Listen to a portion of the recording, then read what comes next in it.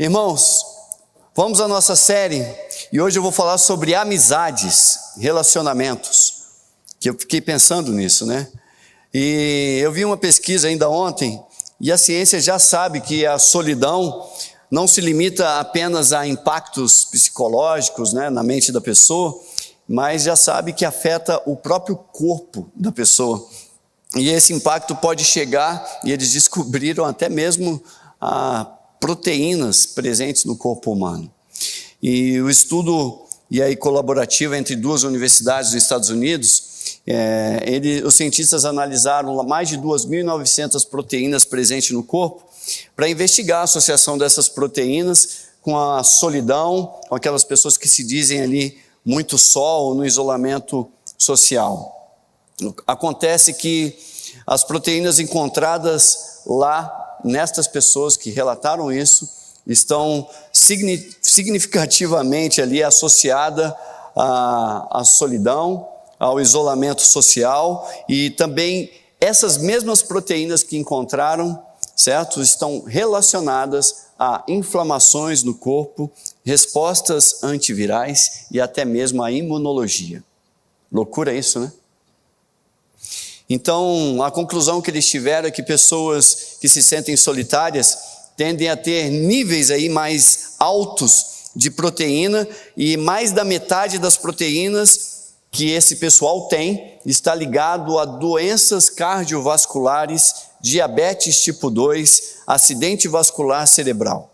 E tudo isso aí está lá, a pesquisa num site, depois vocês me procurarem, eu posso passar onde está isso aí para vocês. Irmãos, Deus não fez o homem para ficar só.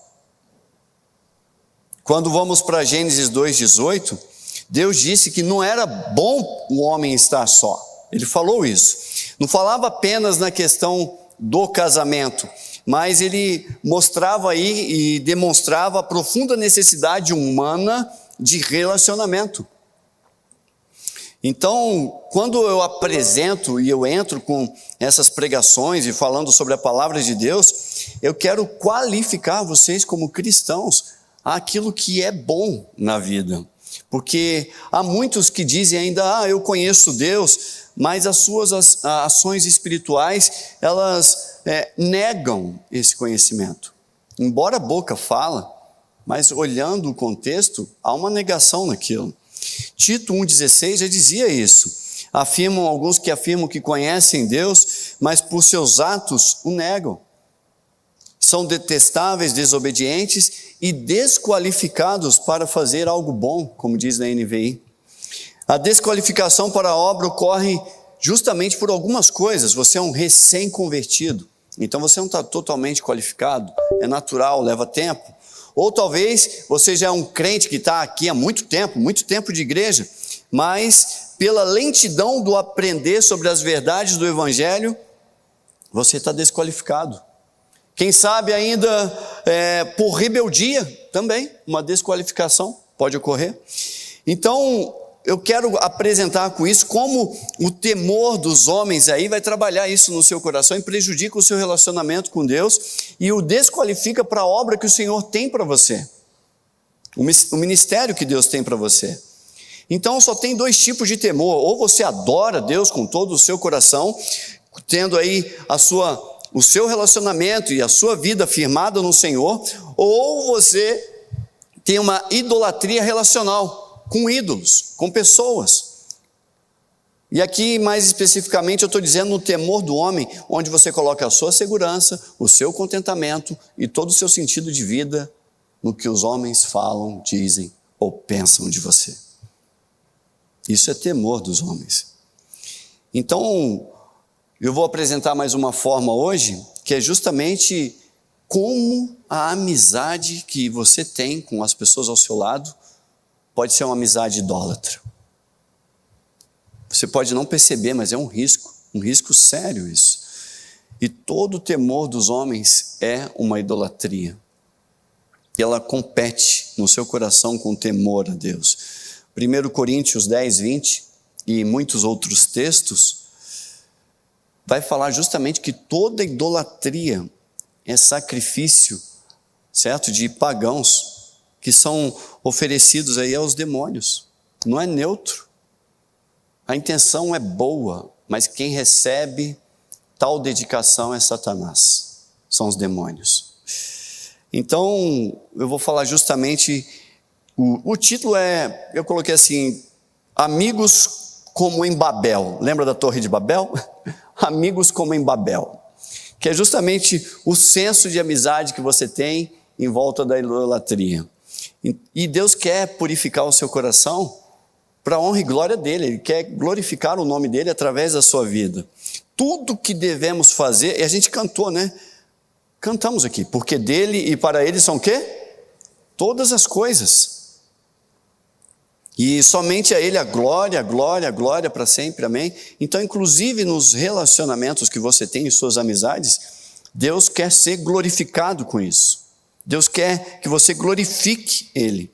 Então, cuidado na hora de você construir as suas amizades. Então, amizades corruptas aí, que nos conduzem ao pecado, elas devem ser sim evitadas, pois quando você esquece isso e entra num relacionamento desse, você peca, e quando você peca, você não glorifica ao Senhor. Então, algumas amizades tolas, que eu vou colocar assim, devem ser evitadas. Então, cuidado com amizades tolas. Muito cuidado. O temor dos homens em uma amizade ignora aí a ordenança bíblica e a pessoa continua com uma amizade que rejeita e que por vezes distorce a verdade de Deus, justamente o que é pecado.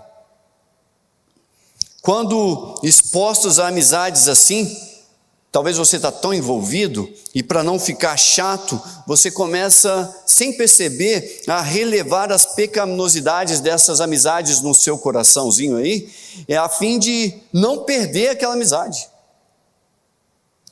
Essa atitude pode enfraquecer a sua fé, nos levar a pecar, corromper alguns valores morais que nós temos, valores cristãos. 1 Coríntios 15, de 33 a 34, já orienta e fala, olha, não se deixe enganar, más companhias corrompem os bons costumes. Ele vai dizer assim, olha, isso é falta de bom senso, recuperem o bom senso. Eu não estou dizendo que você não deva ter uma amizade com o ímpio, eu vou explicar qual é o contexto e como você pode lidar com isso. Mas aqui nesse contexto, são amizades ruins que você está extremamente envolvido, sem o cuidado devido, e essa amizade é marcada muitas das vezes por ideologias e comportamentos pecaminosos que desviam cristãos ali da verdade e da santidade. Paulo diz que ignoram completamente a Deus e tal atitude é vergonhosa. Quando ele fala isso em Efésios 5, de 6 a 8, ele vai dizer assim, portanto, não se associem com eles. Você é luz? Se você é luz, irmãos, então afaste-se, rejeite, é impuro, é trevas. Fora disso. Há não convertidos que se dizem crentes. E estes são, por vezes, joio, como diz em Mateus 13, de 24 a 25, são o que a Bíblia diz de peixe ruim, tá certo? Mateus 13, de 47 a 48, fermento velho, 1 Coríntios 5, 7, e alguns que até já se desviaram, como diz 1 Timóteo 5 a 15, ou estão prestes a desviar. Há esses tipos. Então, seja sábio em sua associação. Foi justamente o que Paulo disse em 1 Coríntios, ali 5, de 9 a 11. Sejam sábios. Esses fermentos velhos são ociosos, muitas das vezes são fofoqueiros. Críticas honestas, eu não estou negando, são muito bem-vindas, tá bom? Mas esse tipo de amizade em que falam mal um dos outros e de forma dolosa, não pode ter. Andam às vezes, como diz 1 Timóteo 5,13 ali, de casa em casa, de trabalho em trabalho, ou de comércio em comércio, de igreja em igreja, mexericando e fazendo tantas outras coisas. Não confie nesse tipo de amizade, são traidores pela sua própria natureza, como diz Provérbios 11:13. Essas pessoas você pode pregar, você pode até ensinar, você pode chamar em separado, mas dado ali o perfil do seu coração, nunca aprendem ou arrependem-se do que têm feito. Estão em todos os cultos, podem ouvir diversas pregações, podcasts, mas a palavra não entra em seus corações. Por quê? Por serem muitas das vezes cabeça dura. E eu digo aqui cabeça dura, aquela pessoa que é teimosa, que tem dificuldade de ver algumas outras perspectivas, ou talvez obstinados, como alguém inflexível, teimoso, que se apega firmemente às suas próprias ideias, resistindo a mudanças e até sugestões. Ou quem sabe arrogantes, demonstrando aí superioridade, desprezo com opiniões alheias, acreditando que está sempre certo, ou ainda prepotente, deseja sempre impor a sua vontade sobre os outros.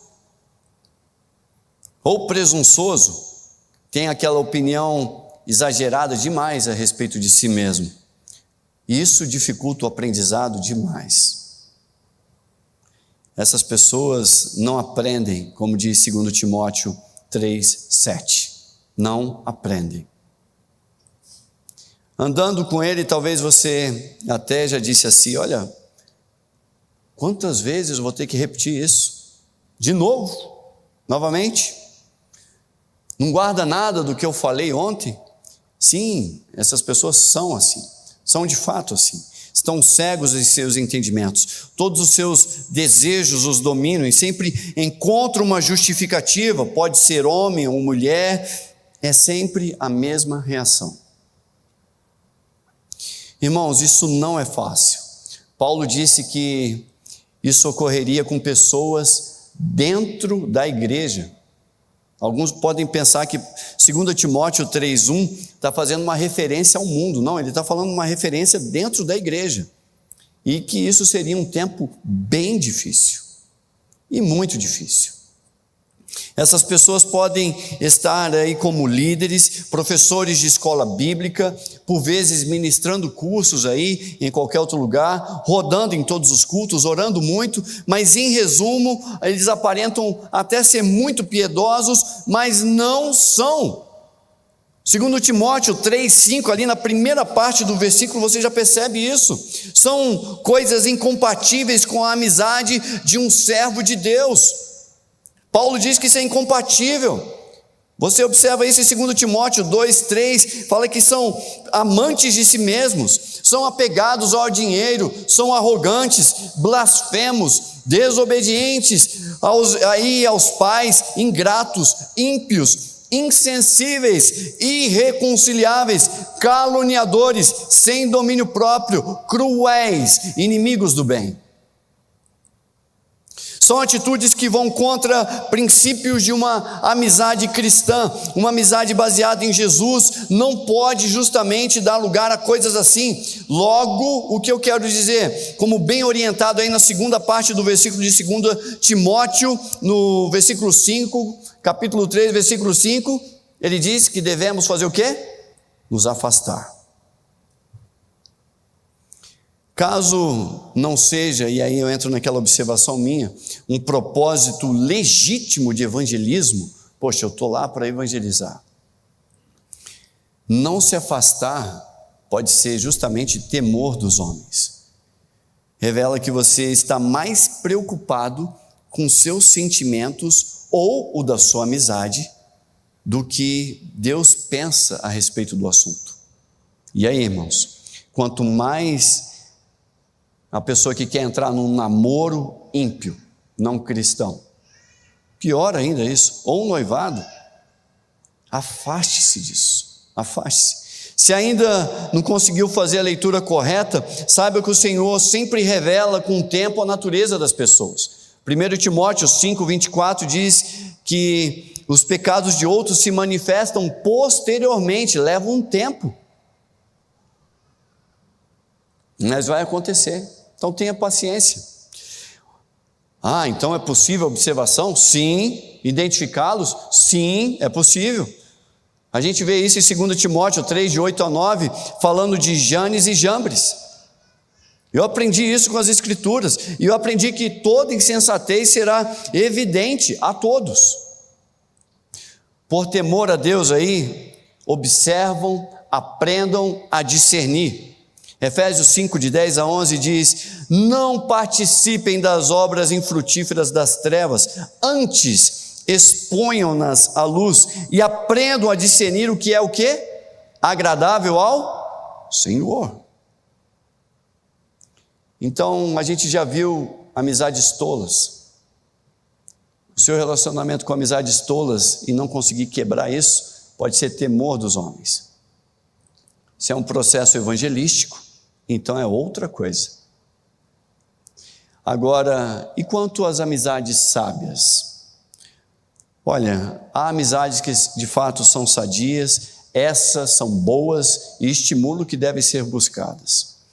Provérbios 18, 24 diz que quem tem muitos amigos pode chegar à ruína, né? Mas existe amigo mais chegado que um irmão. Isso aí você tem que procurar. O temor a Deus deve conduzir justamente à construção de suas amizades. Então, eu tive uma vida meio itinerante. Eu saía, então quando eu chegava numa cidade onde não tinha ninguém da família, nenhuma igreja, nada, eu tinha que descobrir.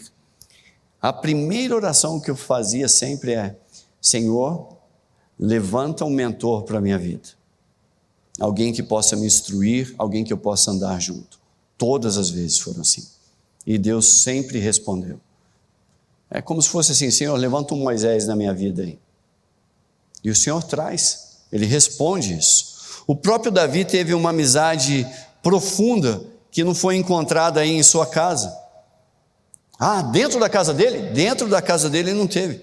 Aquelas amizades que você encontra ali um verdadeiro contentamento.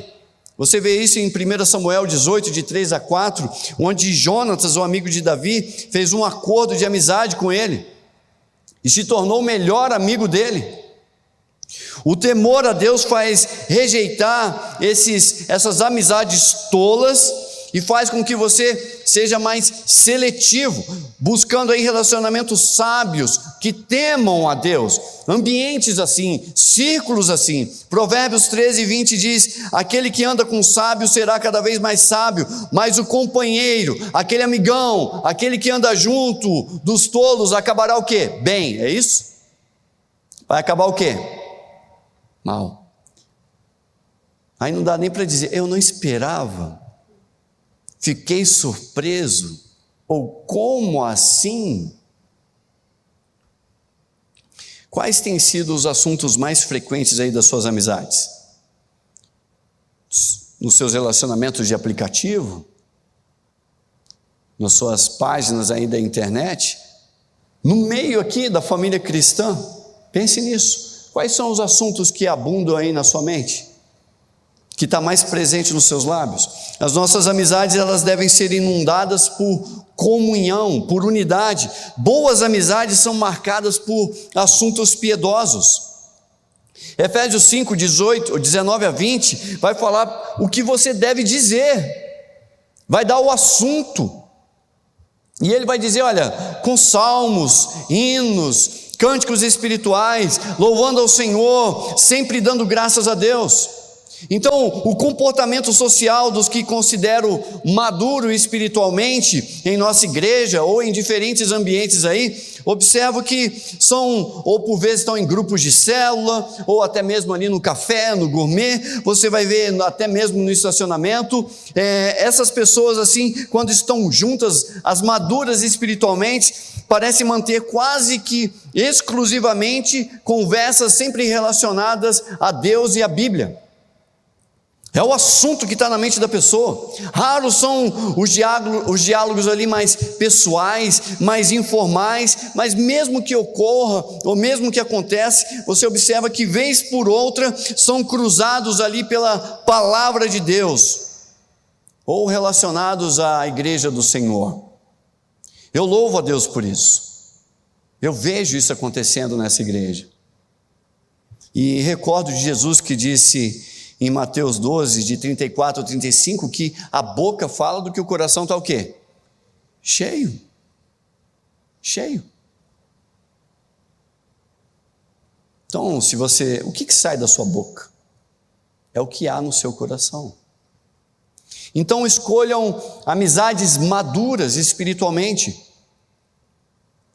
E entrando aí no último item, as amizades idolátricas. Essa a gente deve tomar cuidado. E devemos nos relacionar com os outros numa forma de promover Cristo no nosso relacionamento. Promover Cristo na vida do outro. Esse é o objetivo. A amizade, ela propicia ali uma oportunidade para você servir e amar a Cristo. E amar como Cristo aquela pessoa, aquela amizade. Romanos 12, 10 diz: dediquem-se uns aos outros com amor fraternal, preferindo dar honra aos outros mais do que a vocês.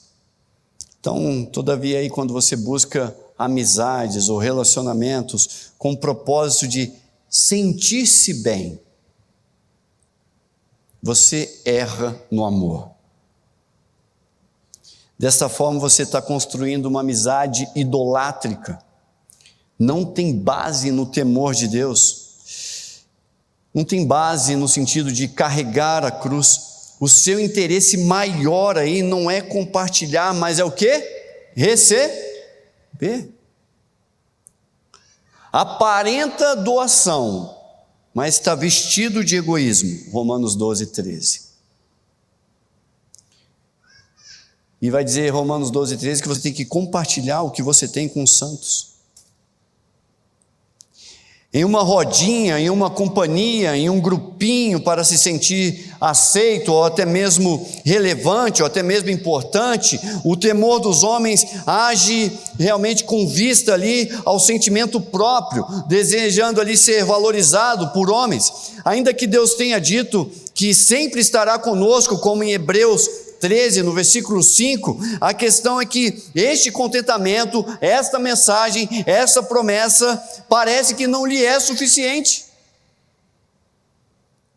O temor dos homens faz com que a pessoa fique apavorada diante de uma ameaça, de um desprezo. E por isso mesmo, tremendo ali aos homens mais do que a Deus, essa pessoa sujeita-se a fazer qualquer coisa. Diz sim para todas as coisas, porque tem pavor de ficar isolado ou não aceita por um determinado grupo de pessoas que gostaria. Esse temor dos homens pode estar presente nas suas amizades esportivas, pode estar presente nas suas amizades recreativas. O temor dos homens quer o poder, quer justamente a bênção, a imagem ali de um poderoso grupo, e isso esperando um senso de confiança, esperando um senso de segurança que há apenas no poder de Deus. E assim negam a glória de Deus, trocam a glória de Deus pela dos homens. Hebreus 13, 6 diz assim: podemos dizer com confiança: o Senhor é meu ajudador, não temerei. O que me pode fazer os homens? Estes são relacionamentos idolátricos, ídolos, amizades, egocentrismo ímpio. O temor dos homens e as suas amizades idólatras faz o quê? Faz com que vocês falem e pensem como você, do assunto que você gosta. E você sente saudade, como era bom aquilo. A gente falava de uma coisa só, mas não era Deus. A gente fala do assunto que gostamos, mas não é o Senhor. Gênesis 11, 1. Todo mundo juntinho, falando uma língua só, um idioma só, um assunto só. Que delícia! E aí, quem sabe você, usando a figura ali da construção da Torre de Babel, você com as mãos nos tijolos ali da Torre de Babel, das suas amizades, junto ali com seus amigos, nos seus relacionamentos, você se empenha olhando para as suas amizades e orgulha-se delas. juntamente na construção daquele ídolo.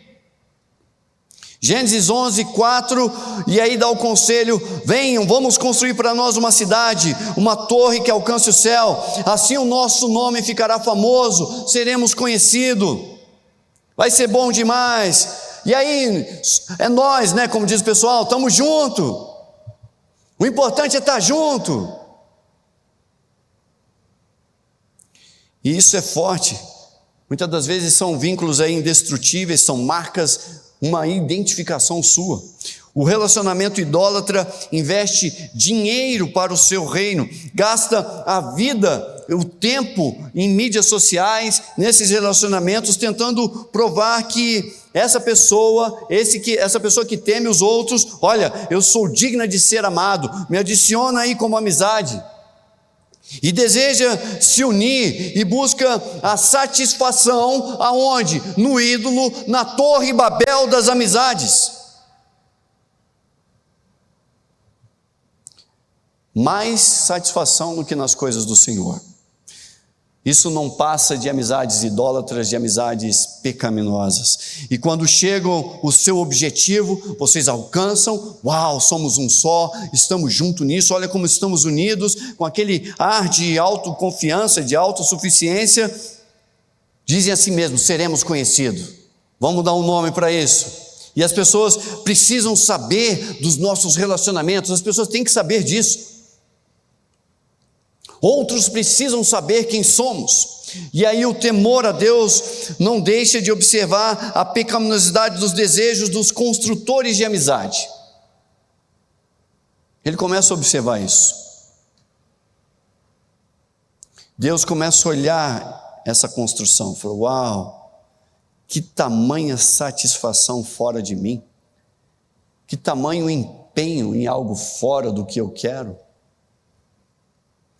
E não tarda, tal amizade, tal relacionamento aí, com expectativa idólatra, é desfeita às vezes pelo próprio Deus. Muitas vezes, como em Babel, vínculos com um propósito idolátrico, pecaminoso, que não glorificam o Senhor em sua unidade, Deus vai lá e Ele mesmo destrói aquilo. Quem sabe, depois aí de sucessivos naufrágios nos relacionamentos que vocês tiveram ao longo da vida, não tenha sido o próprio Deus, amizades desfeitas. Será que não foi o próprio Deus o causador desse desfecho? Ou de tamanha confusão e desentendimento, como ele fez em Gênesis 11, 9? Deixa eu bagunçar esse negócio aqui para o pessoal voltar os olhos para cima. Repetidas vezes, ano após ano, década após décadas, você se entrega idolatricamente a um relacionamento, podendo ser aí com um ou ambos os pais, podendo ser com seus parentes, podendo ser com seus sogros, com seus filhos, com seus amigos, sei lá, eu não sei. E de repente surge um desentendimento inexplicável na questão, e a coisa se espalha de vez, e aí você pensa: de novo, mais um afastamento relacional?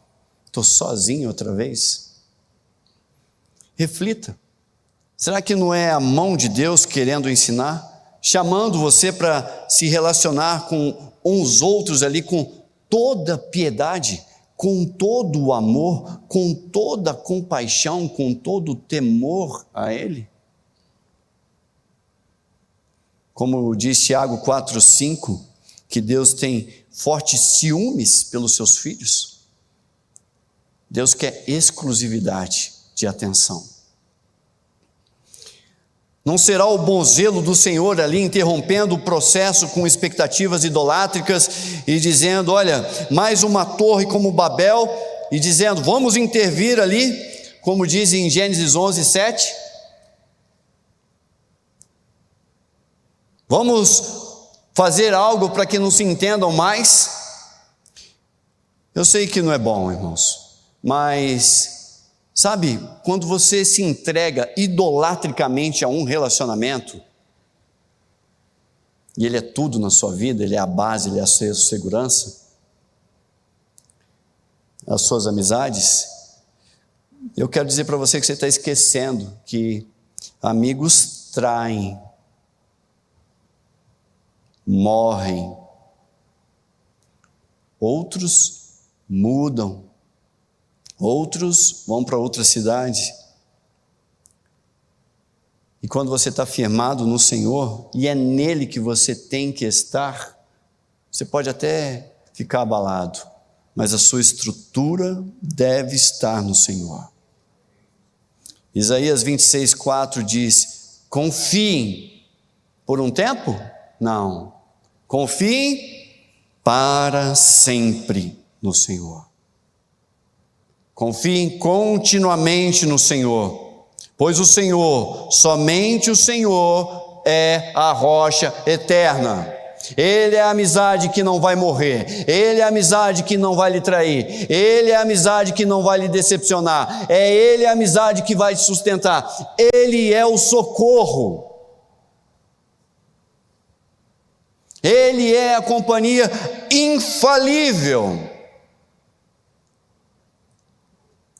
E aí talvez você pega tudo isso que deveria estar pensando do Senhor e atribui a uma amizade. Que fardo terrível para essa amizade. Há alguma chance dela ser como Deus? E você se decepciona pelo que você esperou, não pelo que aquela pessoa era. Que injustiça.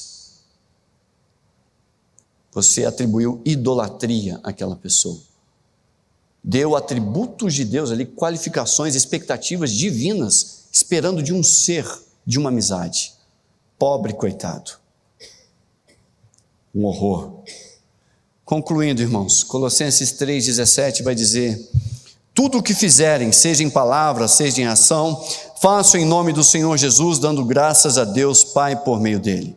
Se você sente que a sua vida aí está vazia de amor, faminta de amor, porque as outras pessoas não encheram o seu cálice ali de contentamento adequadamente, eu afirmo, você é um idólatra e não vai acessar o santo lugar.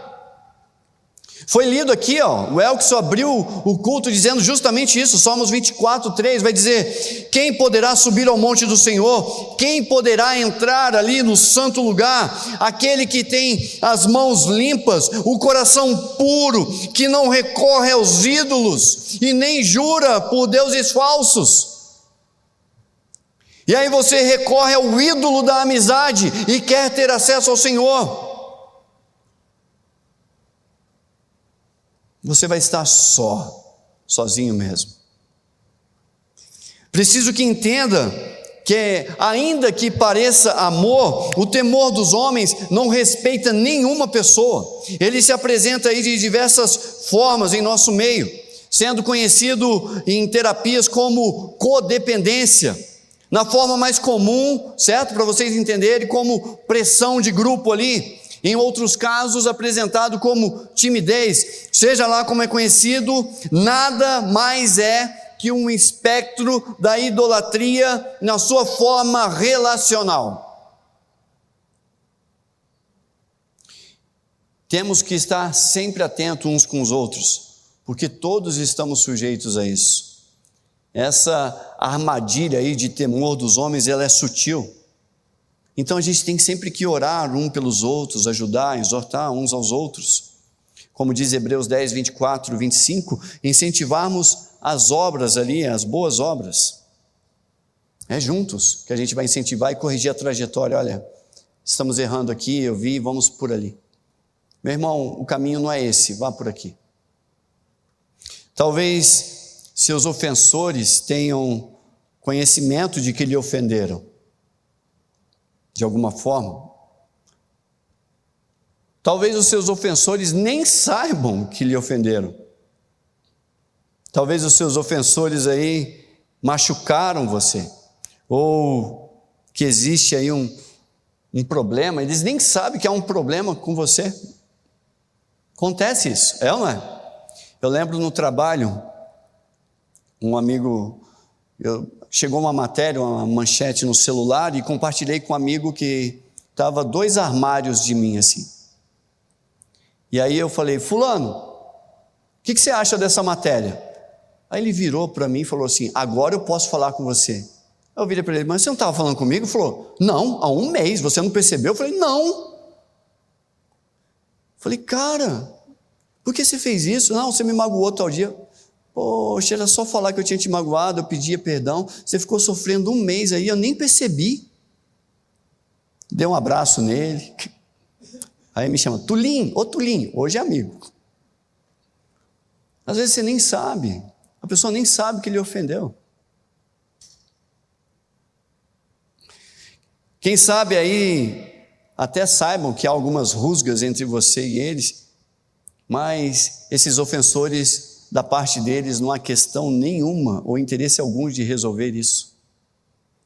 Como é que você responde essa questão? Como é que você vai responder isso? Tem lá o problema, mas a pessoa não quer resolver.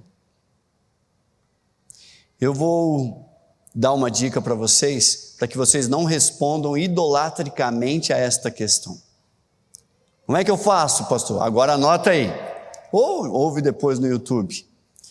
Você talvez está encarando as pessoas aí como hipócritas, né? Agora, é um hipócrita, não vou chegar mais perto dele. Ou está meio assustado agora, sempre suspeitando de algum mascarado à sua volta. Será que tem alguém à minha volta aqui? Algum falso? Está sempre relacionado com... Tem nenhum pé atrás com as pessoas, é os 2 mesmos. Os 2 pés atrás com a pessoa. Para você talvez a questão tem que ser trazido à tona, porque senão não vai para frente. Afinal, você não é um hipócrita, não tem como relacionar se não for resolvido. Ou você pensa, não, essas pessoas têm que apacentar a minha ira. Olha como eu estou explodindo aqui dentro. Elas que têm que resolver isso. E tudo isso, irmãos, contrariamente ao entendimento de responsabilidade pessoal de não pecar no rancor. Efésios 4, 26 vai falar sobre isso. Você está entendendo tudo errado. Você assume que a sua ira particular, intransferível, ela está aí no seu interior. E você acha que a cura da sua ferida é um problema dos outros e não o seu. Isso é transferência. Por quê? Porque quando as pessoas não respondem conforme a sua expectativa, como você deseja que elas sejam, você julga todas elas e se afasta para evitar problemas. Você está se relacionando idolatricamente. Porque ao invés de você responder como Deus diz que você tem que responder, você está respondendo conforme você quer, conforme a sua vontade, esperando demais dos outros. É pecado. Se você anda nessa direção e vivendo assim, irmãos, vai ser muito difícil você perdoar. Complicadíssimo. E nesse sentido, o seu interior vai viver sempre de suspiros. Não aguento mais. Ira, rancor, resmungos. Que foi nada não. A coisa para você vai ficando meio ruim e você vai se tornando um ser amargo por natureza. E aí os pensamentos, sabe, o que eu chamo é um looping de pensamento. Vem e pensa de novo, e pensa de novo, e pensa de novo. E você ativa meio que um replay da situação na sua memória, e cada vez mais você repassa a situação e tenta tirar um novo entendimento, e aí você vai aplicando as suas emoções, meus irmãos, e as emoções, eu vou dizer para você, vão ficando cada vez mais sombrias, você vai ficando meio cáustico na situação, podendo agir ali num nível de entendimento sobre a questão paranoico. Você já foi muito além do que a realidade é. E depois, quem vai resolver aquela invenção todinha?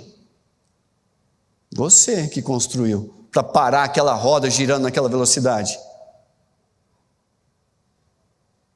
Eu lembro, numa igreja anterior, irmãos, aí quando eu estou na rua, às vezes eu passo, vou olhando para as pessoas, mas minha cabeça está pensando outra coisa. Irmãos, aí você passa por alguém, não cumprimenta, puxa vida. Ó, a irmã falou, bem que eu achei que você era metido mesmo. Nem me cumprimentou. E aí, imagino que deve ter pensado, né? Falou, tal dia, tal hora, puxa, eu nem vi. Pequei? Não, eu não vi. Quem pecou? Então, cuidado, não vão além dos fatos. A pessoa não me viu, não te viu. O que ela é? Não sei, ela não me viu. O que ela disser que ela é, ela será. Você é metido? Vai lá e pergunta. E aí as pessoas inventam e vão construindo verdadeiros castelos de entendimento particular a respeito da realidade. Meu irmão, e depois você que vai ter que destruir tudo isso. Sozinho. E há casos aí de endurecimento tal do pecado, que o crente imaturo, ou o joio, ou o peixe ruim, ou o fermento velho, como dissemos anteriormente, simpatiza às vezes com quem abandona a fé diante de situações semelhantes como essa. Tinha que sair mesmo, do jeito que estava. Distante do Senhor, o engano do pecado faz buscar alívio em situações tristes como essa, em sites, em compras, em comidas, em turismo, em viagens e etc. Não, eu mereço, vou fazer isso. Como é que você resolve essa questão? Há esperança, irmãos, tem uma libertação. A sua confiança completa deve estar no Senhor, diante dos fracassos de seus relacionamentos. Ele está cuidando de você. Jesus entende e se compadece de tudo que você pensa e de tudo que você passa. Hebreus 4,15 afirma isso, que Jesus compreende. Ele passou por tudo isso aí. Mas não reage. Jesus, diferente assim de mim, diferente de você, ele não reage como nós pecadores. Ele tem compaixão e ele não peca diante dessas falhas. A resposta certa para não chegar nesse limite é Marcos 11:24. Ele vai dizer assim: olha, quando estiverem orando, se tiver alguma coisa contra alguém, perdoem-no, para que também o Pai Celestial perdoe as transgressões de vocês. Tem uma condicional aí, e buscando ser semelhante a Cristo, perdoando, obedecendo, tendo referência nas suas amizades no Senhor, certo? A sua jornada ali de destruição começa a ser cancelada. Você começa a abandonar aquela tristeza e aquela autodestruição e começa a retomar a fé organicamente produtiva de um cristão. É o que Deus quer. Ao chegar ali mais perto de Deus, eu sempre me lembro da graça e do seu perdão, e como e quanto eu erro com Ele. Como que eu não vou transferir essa graça a outro? Então, confesse o seu rancor. Senhor, está aqui esse assunto. Confesse essa amargura. Largue esse pensamento repetitivo. Deixe os resmungos interiores e o Senhor o ajudará. Pessoas certamente irão lhe machucar, e mesmo diante dessas tristezas e decepções, quando recorrer a Ele, ao Senhor Jesus, ora, diga: Senhor, ajude-me. E Hebreus 4,16 diz qual vai ser a resposta disso. Diz: aproximemo-nos do trono da graça com toda confiança, a fim de recebermos misericórdia e encontrarmos graça que nos ajude no momento da... Está precisando? Quem será o seu socorro? Quem vai lhe ajudar? Quem é o amigo fiel? É o trono da graça, irmãos. Ele te entende, Ele irá te socorrer. Estamos num mundo de pecado. Onde tem pecado, tem machucado. Onde tem pecado, tem decepção. Nossos relacionamentos são falhos por conta do pecado. Esta é a realidade do pecado. Essa é a maldição do pecado. E Deus, em Cristo Jesus, deu-nos o Evangelho para aprendermos a lidar com essas situações. Não estamos sós. Temos a palavra de Deus, o conselho do Senhor e a companhia de Jesus. Nesse sentido, irmãos, siga neste caminho, siga nessa rota. Pare de bagunçar as coisas com o pecado. Deus é totalmente confiável. Só Ele. E não há ser humano algum nessa terra que supere esta confiabilidade. Então, o que eu digo? Tema ao Senhor. E somente ao Senhor. Amém? Até aqui a palavra. Vamos colocar de pé?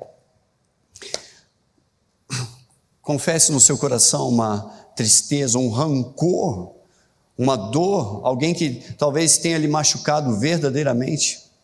Ou talvez há dores, rancores e tristezas gerados no seu coração porque você esperou da pessoa coisas que só Deus pode ser. Você confiou na pessoa como deveria ter confiado no Senhor. Confie plenamente no Senhor. Homens falham, nós falhamos uns com os outros. Deus, perdoa-nos, ó Pai. Somos rancorosos, guardamos tristeza no nosso coração, facilmente nos iramos, nos decepcionamos e, ó Pai, por vezes colocamos a esperança da salvação, da vida, do resgate, do sentido de existência, em amizades, em relacionamentos, coisas poucas diante do que o Senhor de fato é. Ó Pai, arranque-nos de nós mesmos, ajude-nos, ó Pai, a confiar totalmente e descansar somente no Senhor. Ajude-nos a lidar com as tristezas, as decepções, os rancores da vida, com graça, perdão e oração sobre aqueles que nos ofenderam. Ajude-nos, ó Senhor, a transmitir o Evangelho, transbordar da graça com aqueles que erraram conosco. Ajude-nos a alinhar a nossa adoração e não nos dedicarmos e esperarmos exageradamente de nossas amizades. Que venhamos ser compartilhadores do Evangelho com os que erram conosco. Tem misericórdia, Pai, e nos ajuda nos nossos vínculos e nos nossos relacionamentos, porque só o Senhor é digno de confiança, e somente o Senhor. Em nome de Jesus, amém. Queridos, que o amor de Deus, a amizade infalível ali, o Deus da sua salvação, a graça de Jesus, o seu Salvador, aquele que pode lhe resgatar, pode te levantar, e a comunhão do Espírito Santo, a realidade da amizade produtiva e presente na sua vida, seja com todos, hoje e para sempre. Vão na paz, que Deus os abençoe, boa semana.